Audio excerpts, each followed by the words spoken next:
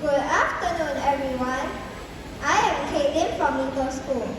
Our team members are myself, Daniel, Hayden, and Grace. You may scan the QR code to access our slides. The title of our investigation is House on Fire.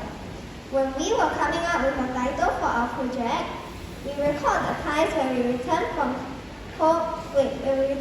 after school on a hot day and the air in the house felt warm to our skin. Instinctively, we reached for the aircon remote controller to turn on the aircon. Living in a tropical country like Singapore, I believe you would likely have had similar experiences too. Now, let us share with you more on the project, the purpose, method of the investigation, our main findings, and conclusion of the investigation. After long exposure to the sun, concrete walls trap heat which is transferred into homes. The home occupants will turn on the air conditioners more frequently to reduce indoor temperatures. We hypothesized that if we layer concrete walls with some materials that are poor conductors of heat, less heat will be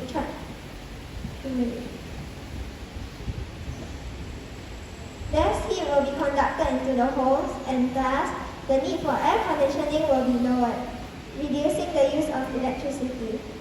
We conducted an experiment using aluminum cans representing houses wrapped in different materials and heated by a halogen lamp simulating the sun. The results show that the combined use of cardboard and bubble wrap helped to reduce indoor temperatures the most. Thus, if concrete walls are layered with cardboard and bubble wrap, less heat will be transferred into the homes.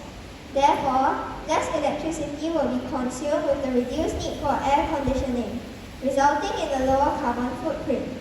I will now pass the time to our next presenter, Daniel, to tell you more. Daniel, please. Thank you, Caitlin. Good afternoon, everyone. I'm Daniel. Please allow me to share with you what inspired us to carry out this investigation, as well as what we hope to achieve from it. We learned that in Singapore, household electrical appliances use electricity that are mostly generated from the burning of natural gas. This produces and releases carbon dioxide into the atmosphere. Therefore, if we can reduce the use of electrical appliances, such as air conditioners, we can help reduce the production of carbon dioxide, which is a greenhouse gas. We then asked ourselves if there's a more sustainable way to reduce indoor temperature besides the use of fans and air conditioners. Are there suitable materials that are easily available to be placed between concrete walls of HDB flats to reduce the amount of heat conducted through the walls into the homes?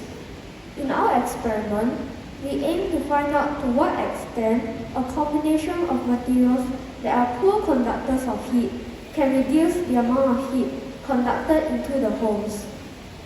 We will be using concepts of material properties, heat transfer, and temperature as a theoretical background to drive our investigation. I will now pass the time to our next presenter, Hayden. Hayden, please. Thank you, Daniel. Good afternoon, everyone. I'm Hayden. Please allow me to share with you the procedure of our investigation. Step 1 is to wrap 4 identical aluminum cans, B, C, D, and E, with 2 different materials each. Step 2 is that setup A is a control setup with no materials wrapped around it. Setup B is wrapped with cardboard and bubble wrap. Setup C is wrapped with washi tape and cloth. Setup D is wrapped with washi tape and bubble wrap. And setup E is wrapped with cloth and aluminium foil. Step 3 is to place a thermometer into each aluminium can and seal the opening of the aluminium can with glue tape. Step 4 is to place 5 identical halogen lamps spaced out equally from each other along the table. Step 5 is to position each aluminium can, A, B, C, D, and E, at 15 cm in front of a halogen lamp. Step 6 is to turn on the halogen lamp and start the timer at the same time. Step 7 is to measure and record the temperature of the air in each aluminum can for every 2 minutes for 20 minutes. Step 8 is to plot a graph to show the change in temperature of the air in each aluminum can during the experiment. I will now pass the time to our next presenter, Grace. Grace, please. Thank you, Hayden. Good afternoon, everyone. I'm Grace. Please allow me to share with you our results and analysis. From our experimental results, we recorded the lowest temperature of the air in the aluminum can in setup B at the end of the experiment. This is represented by a grey colored line. We realized that both the cardboard and bubble wrap used to wrap around the aluminum can in setup B contains spaces of air. The cardboard material, plastic in the bubble wrap, and air in the air spaces within the cardboard and bubble wrap are poor conductors of heat. This combination of heat insulators caused a slower rate of increase in temperature than combinations of other materials, resulting in the slowest rate of increase in the temperature of the air in the aluminum can in setup B.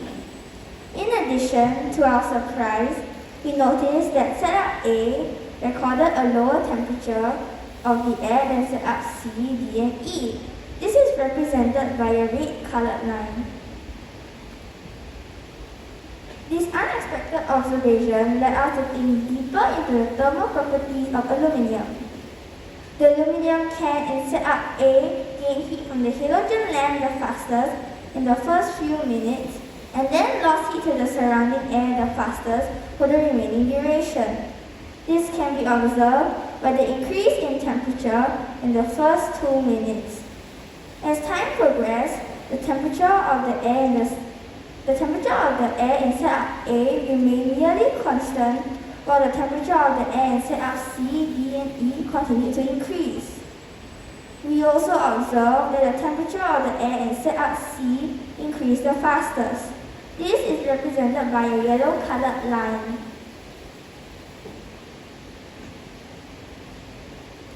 This could mean both setup D and E also have a higher temperature recorded than setup A. This could mean that the air in the aluminum can in setup C was losing heat much slower than in setup A. As we know, aluminum, like other metals, is a good conductor of heat. The heat in setup A was transferred to the surroundings much faster since setup A does not have any material wrapped around the aluminum can. I will now pass the time back to Hayden. Thank you, Grace. Everyone, please allow me to share with you the conclusion of our project. From the data, as the temperature of the air in setup B had the smallest increase in temperature, we concluded that the materials used to wrap the aluminum can in setup B are the best materials to be sandwiched between 2 layers of concrete to reduce the amount of heat transferred into the houses. In the past, HDB had used foam to sandwich between 2 layers of concrete walls to increase heat and sound insulation. As stated in the article, HDB is currently looking for new materials to increase heat and sound insulation. We believe we can offer them a recommendation. From our experimental results, we suggest that bubble wrap and cardboard can be used so less heat will be conducted into the homes. Therefore, the need for air conditioning will be lowered, reducing the consumption of electricity. Following up from our investigation, we can see that in our tropical climate, houses are exposed to the sun for at least 10 hours daily. As the experiment was only conducted for 20 minutes, we cannot come to a definitive conclusion that setup B will still record the lowest temperature of the air if the duration is extended. Thus, a follow-up experiment recording temperature of the air in the setups over a period of 24 hours or longer will potentially be more accurate in showing the results of the best materials to reduce heat gain. Thank you very much.